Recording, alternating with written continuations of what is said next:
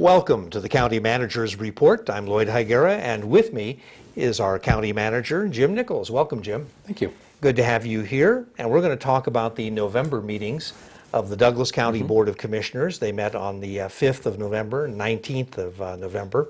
A couple of items off the November 5th meeting agenda were commissioners deciding not to move ahead with a request to form a Johnson Lane General Improvement District.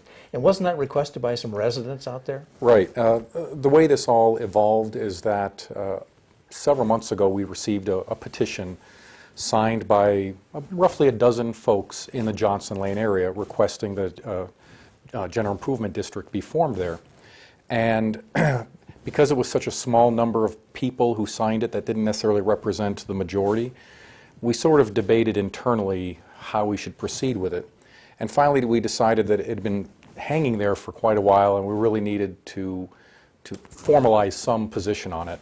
So we decided to bring it forward to the board, and we learned later that actually the gentleman who helped spearhead the petition, they had changed their mind, the group that had pushed this issue forward. And so they really lacked interest in continuing down this process, at least for the time being. The board still heard the item because it was on the agenda, and they certainly received some public comment that wasn't necessarily in favor of forming a GID, and so ultimately they decided to oppose formation itself.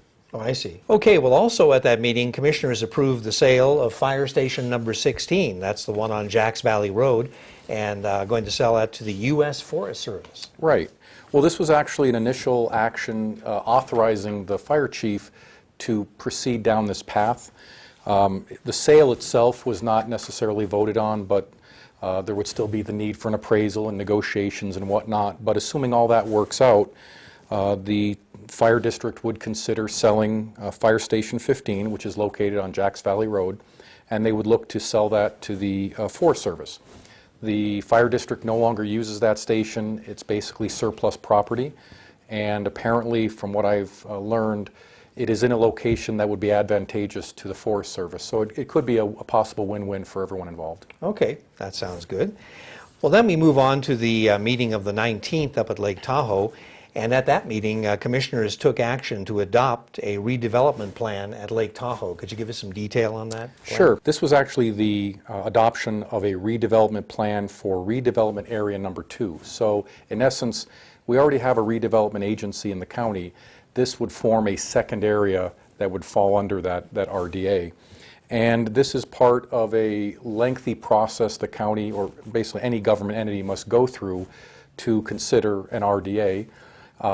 It's already received initial authorization from the board. It was approved by the Planning Commission, and now the board furthered that action by authorizing staff to continue moving forward with it.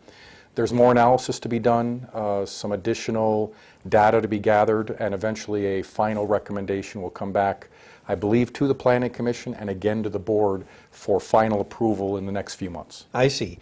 Now, the redevelopment area, generally speaking, is it the Douglas County portion of Lake Tahoe, or is it? Yes, I mean, roughly speaking, and you might even actually frame it smaller, it's really the general casino corridor up at Lake Tahoe. So it's not really the entire Douglas County portion of the lake. It's just the portion around the casinos themselves. Sort of the business area. Yes, exactly. District. Yes. Okay, very good.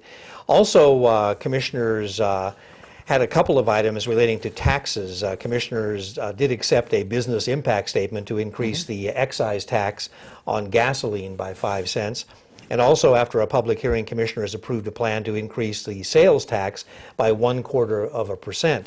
And this kind of all ties in with the county-wide connectivity projects. Could you give us kind of an overview on this? Sure, and this will probably take a minute. But first of all, as part of the potential gas tax increase that's been proposed, a business impact statement is required.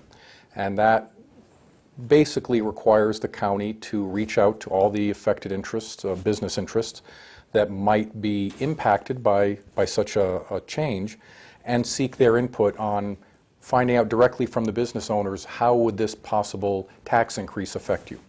We did receive one response from a gas station owner, indicating that it might make it more difficult for them to be competitive in their gas pricing, especially relative to prices at or over the border in California.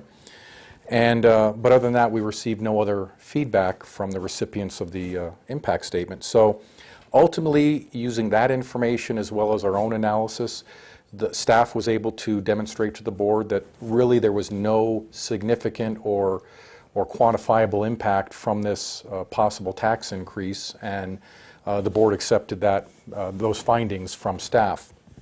And then, as you said, we also had a discussion. We had a public hearing and then a project discussion related to the potential 0.25% sales tax increase. Public hearing was part of the process where just input was accepted from the public. And then additionally, we are required by law to demonstrate to the board what the monies raised from a sales tax increase would go for. And so we provided them a project list. It has changed and morphed a little bit over time from what folks may remember. And some of the things that we've got in that project list include some initial funding towards a countywide stormwater master plan, some TMDL maintenance up at the lake for our catchments, the alignment study and NEPA, which is a environmental document required for the Highway 395 alternative route analysis, and then road maintenance and some other projects as well. There were a couple changes raised by the board that were incorporated into the final approved project list. One was that the stormwater master plan project was expanded to also accommodate for minor drainage projects that may be necessitated and available in the near future. So won't necessarily just be directed to the plan itself, but also possible projects. And then they added back on to this current list the path for the ranchos at Gardnerville, and that project was still on our list but was not in this funding cycle, and they felt as a group that that was an important piece to make sure is addressed. And so they also extended the time of the length of time of the tax to raise enough funds to also accommodate that project. Okay. But overall, they were comfortable with what we brought forward. It did pass 5-0. It was a unanimous vote.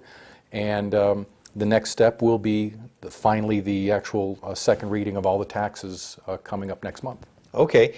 Well, speaking of next month, do you have a preview of the December agendas? Anything on there? That was my preview. That was the preview, huh? Yes. Next month, really the big highlight will be, and I say this to the viewers because we want their participation. We want to be transparent.